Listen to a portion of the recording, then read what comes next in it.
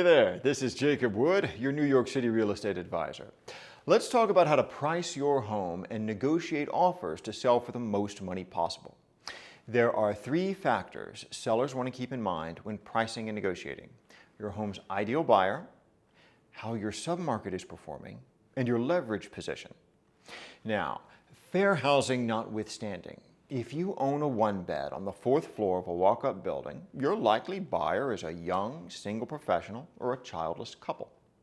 If you own a three-bedroom in a doorman building, your likely buyer is a professional, dual-income family with at least one young child.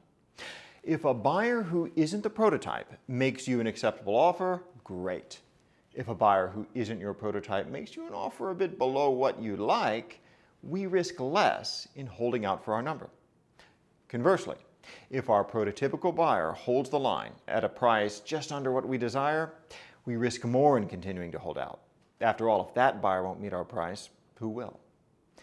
Now, while the NYC market typically has an absorption rate of 6 months, average negotiability of 6%, and just under 100 days on market, those numbers will be far higher if we're selling a mid-90s luxury condo in Midtown, and much lower if we're selling a two-family in Fort Greene.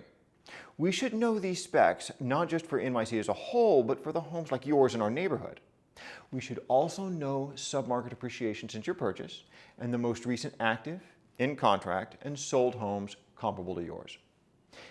Innovative marketing can beat the comps, but we have to know the data thoroughly if we wish to surpass it. It's important to pay attention to our days on market clock as well. Most listings get their highest amount of interest the first 30 days on market. After that, increasing interest means adjusting the price. If we get an offer our first few days on market, we can afford to hold the line. Conversely, if we get our first offer after 6 weeks on market, it's likely in our interest to be more negotiable. We must be self-aware of our position as well. If we're negotiating multiple offers, we have a variety of options at our disposal to generate the highest and best price. If we're negotiating with only one buyer, our strategy should be more cooperative, assuming their offer is in line with market performance. Regarding pricing, including negotiating room in an asking price is all too common a mistake. Remember, average negotiability in Manhattan is only around 5%.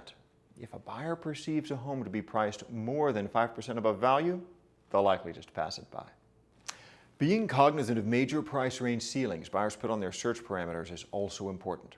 A one-bed priced at, say, $1,025,000 or a two-bed asking $2,050,000 is hidden from a majority of buyers who would pay market value for the home just because they're priced above the major price barriers where a majority of buyers would cap their search, $1 million for a one-bed, $2 million for a two-bed, respectively. Now, if you're interested in different asking price strategies to garner the highest offers for your home, let's talk more. This is Jacob Wood, your New York City real estate advisor.